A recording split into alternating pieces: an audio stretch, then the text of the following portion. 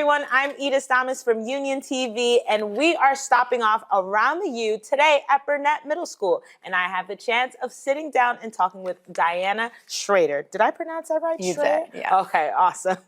How are we doing? Diana is our Club Unified Director. How are we doing today, Diana? I'm doing great. How are you? I'm doing good. Thank you so much for sitting down and letting us all get to know you just a little bit more. Absolutely. I'm happy to be here. Yay! So how about we dive right into it, and why don't you let our audience know a little bit about your professional background? Yeah, so I study at William Patterson University, and right out of high school, right out of college, I interviewed here in Union. Really? And they hired me right away. Oh, I love that. Yeah, so I started actually as an in-class support English teacher, Okay. which I loved. I am a softball player. I played softball my whole life, so I'm all about teams. I'm all about being a part of things, and I loved every minute of the in-class support. But then the multiply disabled class opened up here, and I spoke to Kim Conti, and I said, hey, could I apply for that position? And I think that she maybe didn't want me to leave in-class support because I really did love co-teaching, but she gave me the opportunity. And now I've been in district 15 years, but I've been in that class, in my classroom for 12. Wow, wow. Yeah. Now, were you a Union resident? Did you go to school here? I did not. I grew up in Paramus, New Jersey. Oh, so okay. A friend of mine worked in district, and she had put my resume in, and then I interviewed, and I've been here ever since. I love that. Yeah. And then what exactly did you go to school for? So I actually went to school at first to be a physical education teacher. Okay. And then as I started with my classes, I just said to myself, this is not what I want to do. I always loved kids with special needs. I always loved being involved with kids with special needs. And I just knew that that's not something that I wanted to spend the rest of my, even though I'm big into sports and I still coach softball, I wanted to do something different. So I changed to being special education, and then I was an English minor as well. Oh, nice, nice. So we actually recently spoke at the Club Unified Field Day. Correct. How did that go? How'd the event turn out? It was awesome. That was our biggest event that we've had yet. And it's cool to see the other schools start to get involved. You know, I started this, I was a little bit alone when I started, and then Lauren Cohn started taking over at the high school, which was awesome because now my kids were getting developed here. They had something to pass it on to, and now we're getting the elementary schools. So we get the elementary schools in Jefferson, and I think the hardest part is not to get my students involved. I think the hardest part is to get the unified partners, right? We want the gen ed kids to be familiar with the club and familiar with the program, and now that we have it amongst all these different schools, it's making that transition a lot better. So I know what the program is, but for those watching, why don't you explain a little bit of what Club Unified is? Yeah, so it is a grant that we get. It's the Special Olympics Champion Schools grant. You apply every single year, and they give you money to basically do inclusion through sports. So that could be whatever you want. So we meet every single Monday after school, and the kids love that. You know, they don't really stay after school, or they never had the opportunity to really stay after school. So every Monday we're doing different sports. So whether we're prepping for a bowling tournament or we're prepping for a track event, we also do esports. We do it upstairs with Mr. Churis, which is awesome, and that gets to be unified. Yes. Yeah, so it's just that they're doing recreational activities with unified partners, and in that they're building relationships. They're a part of the community. They're a part of the school. And they get to really enjoy their whole school experience. That's amazing. So why don't you tell me, what class do you teach now? So I teach the multiply disabled class here at Burnett. So my class is the only self-contained class that does academics and life skills. So part of what we do is we teach a curriculum. So they have all their basic academics that they have, but we also do something called community-based learning.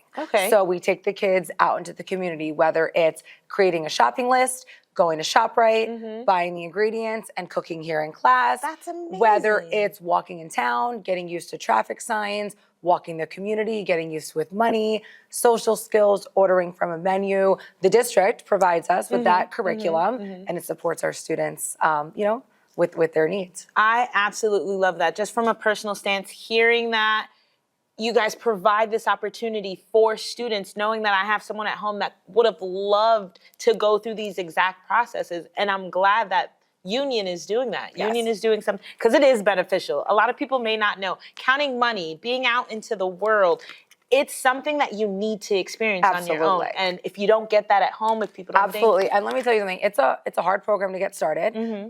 But Kim and Joe and Chris, they've been phenomenal in supporting the program, and growing the program. And honestly, when we're able to do this in district, it's a great opportunity for everybody involved because the kids get to stay in a gen ed setting as well as get these opportunities, which is going to help them be better as they get older. I couldn't agree more. Even being on the field day that day, and I saw the mentee with the mentor, it was amazing. And you should see the bond that they have with each other. And I think one of the common answers that I got from the mentors were when I asked, what's your favorite thing about it? It's the bond that they get to make with these other children. So the inclusion is important. So important. Yeah. So important. You know, when I started here, it probably wasn't exactly that way. We were kind of like the class in the corner, and I was like, "This is not gonna. It is not gonna be that way." And now we're active in the community. We're active in the school. It's great. It's awesome. Oh my goodness. Okay, so before I let you go,